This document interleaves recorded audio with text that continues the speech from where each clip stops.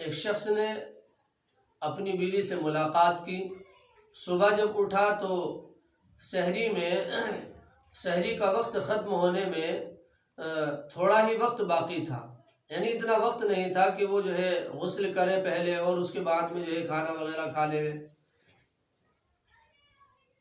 تو حالت جنابت میں سحری کھانے کے بعد کسی آدمی نے حالت جنابت میں سحری کھا لی، ناپاکی کی حالت میں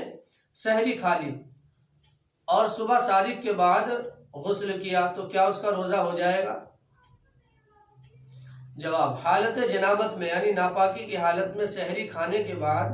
صبح صادق کے بعد غسل کرنے سے روزے میں فساد نہیں آتا، یعنی اگرچہ ایسا نہیں کرنا چاہیے، بلکہ جو ہے آدمی کو چاہیے کہ تھوڑا ہمت کرے اور پہلے اپنی ضروریات سے فارغ ہو لے، پھر سحری کھائے اور نماز بھی پڑھے، برکتوں کا سعادتوں کا مہینہ ہے۔ لیکن اگر کسی آدمی نے ناپاکی کی حالت میں روزہ رکھ لیا ہے تو اس کا روزہ ہو جائے گا، یعنی ناپاکی کی حالت میں سحری کھا لی اور سحری کھانے کے بعد جو ہے وہ 8، 9، 10 بجے غسل کر رہا ہے،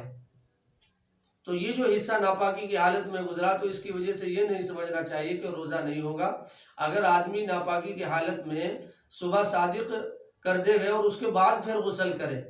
تو اس سے روزے پر کوئی فرق نہیں پڑتا ہے۔ یہ الگ بات ہے کہ یہ ایسا کرنا اچھا نہیں ہے۔ جب آدمی ناپاک ہے تو جتنا بہتر ہو، رمضان کے علاوہ بھی صورتحال یہ ہے جتنا جلدی ہو سکے ناپاکی کا غسل کر لینا چاہیے۔ تو یہ الگ بات ہے کہ اس طرح سے کرنا، یعنی ناپاکی کے غسل کو لیٹ کرتے چلے جانا، یہ غلط بات ہے، یہ تو الگ بات ہے۔